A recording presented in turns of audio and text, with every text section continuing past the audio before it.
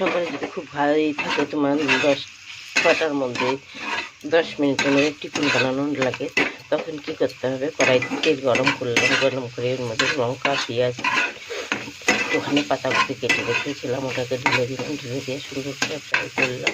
Fry করার পরে এখন এর মধ্যে একটা সিদ্ধ করা আলুটা ঢেলে দিব মেশ করে।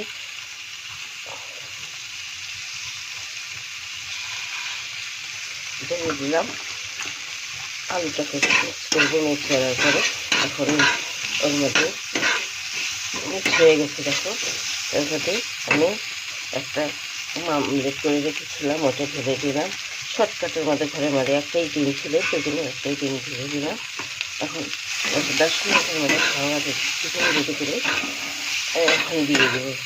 চলে যাবে, বুঝতেই পারো রাত্রি 4টার সময় এসেছে, এখন আবার 7টার সময় ডিউটি বলে চলে যাবে। এখন দেখো আমাদের সবই হয়ে গেছে।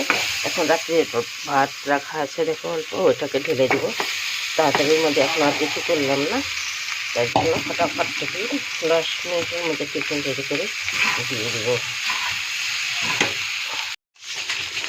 একটুখানি চালের মশলা দিয়ে এখন আমি এটাকে নামাই নেব। ফটাফট ভাত মিলে নিই, ঝটপট করে আমার টিফিন রেডি হয়ে গেল। 10 মিনিটের জন্য আমাকে টিফিন করতে হয়েছিল। সুস্বাদু খাবার রেডি। তোমাদের কে কোথা থেকে দেখতে পারে না বন্ধুরা, যদি ভালো লাগে কমেন্ট করে জানাবে। ওকে, টাটা, বাই বাই। এই দেখো টিফিন প্যাক হয়েও গেছে 10 মিনিটের মধ্যে। 10 মিনিটের মধ্যে বানিয়ে দেখো টিফিনকেও আমি প্যাক করেও দিয়ে দিয়েছি। হ্যাঁ, ওকে, টাটা, বাই বাই। বন্ধু, আজকে আমি সোয়াবিন রান্না করছি, সোয়াবিন রান্না করব। তাই দেখো সোয়াবিনটাকে ভালো করে ধুয়ে হলুদ লবণ মাখিয়ে রেখেছি। হ্যাঁ, আর তার জন্য আলু, পেঁয়াজ, টমেটো, কাঁচা লঙ্কা, সামান্য লেবু, লং দেব। ওকে, আমি এখন তোমার এটা বসিয়ে দিয়েছি। এখন ওর মধ্যে একটু সাদা তেল ঢেলে দিচ্ছি সোয়াবিনটাকে ভেজে নেব বলে। হ্যাঁ, সোয়াবিনটা ঢেলে দিচ্ছি। এখন দেখো 5 মিনিটের জন্য ঢেকে রাখবো।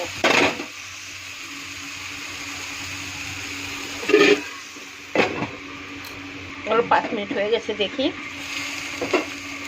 এখন দেখো নেড়ে চেড়ে ভালো করে ভেজে নামাবো।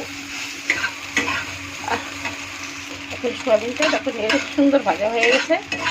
এখন আমি সোয়াবিনটাকে নামিয়ে নিব।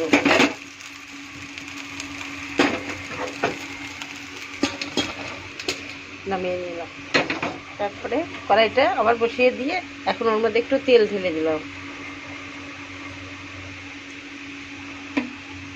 তেল ঢেলার পরে একটা শুকনো লঙ্কা ঢেলে দিলাম।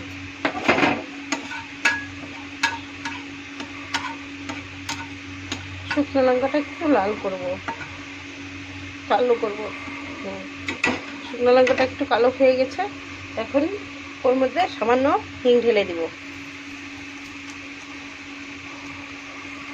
তারপরে কাঁচা লঙ্কা ঢেলে দেব।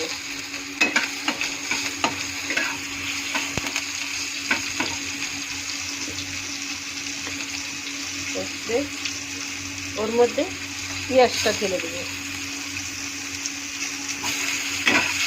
পেঁয়াজটা দিয়ে একটু ভালো করে নেড়ে চেড়ে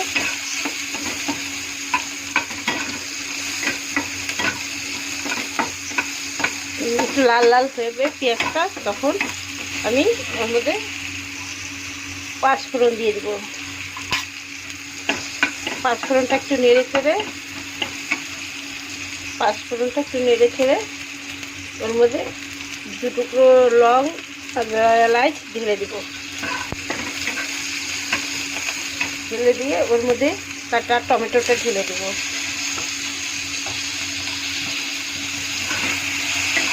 কাটা টমেটোটা ঢেলে দিয়ে একটু নেড়ে চেড়ে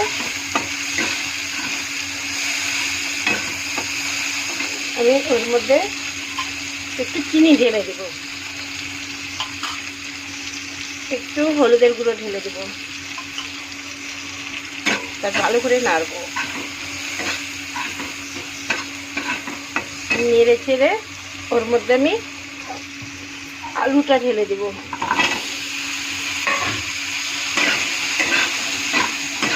আলুটা একটু ভালো করে নেড়ে চেড়ে এর মধ্যে আমি জিরা আদার পেস্ট ঢেলে দেবো 2 চামচ।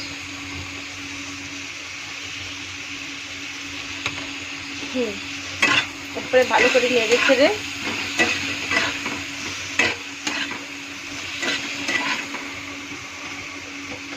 ওর মধ্যে স্বাদ অনুসার লবণ ঢেলে দেবো।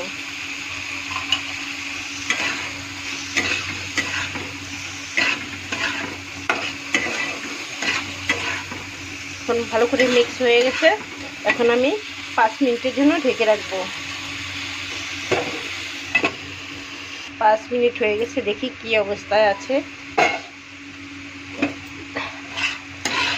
মশলার ঝোলগুলো শুকিয়ে একদম শুকনো হয়ে গেছে, দেখো লাল লাল হয়ে গেছে। এখন আমি একটু ভালো করে এটাকে আর একটু ফ্রাই করে নিই, যেন মশলাটা দিয়ে একটু তেল ছাড়াছাড়ি হয়, তবে ভালো হবে। তো আমি আর অল্প একটু ঢেকে রাখছি। আমার মশলাটা ভাজা ভাজা, দেখো মশলাটা খুব সুন্দর ভাজা ভাজা হয়ে গেছে, তেলও ছেড়ে দিয়েছে। দেখো আলু সুন্দর একটা গন্ধ বেরোয়েছে। এখন এর মধ্যে আমি ভাজা সয়াবিনটা ঢেলে দেব। ঢেলে দিয়ে একটু আবার ভালো করে মিক্স করব। মিক্স করে একটু ভালো করে ভাজা ভাজা করে নেব।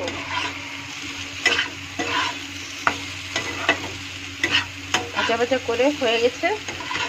এখন আমি এর মধ্যে সামান্য জল ঢেলে দেব।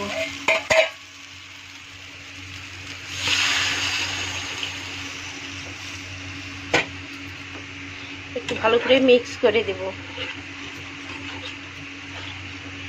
এখন 5 মিনিটের জন্য একটু ফুটাবো এটাকে।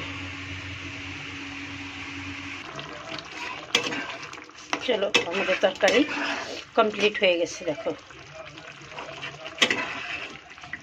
যে আমাদের তরকারি কমপ্লিট। এখন এর মধ্যে একটুখানি ধনে পাতা দিয়ে দিব উপর থেকে, একটু নেড়ে চেড়ে নামিয়ে দেব।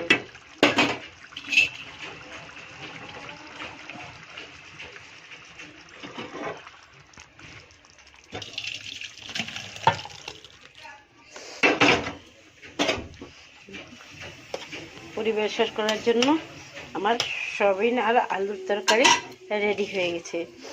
তোমাদের কেমন লাগলো? যদি ভালো লাগে একটু সাবস্ক্রাইব করে দিও। ওকে, টাটা, বাই বাই।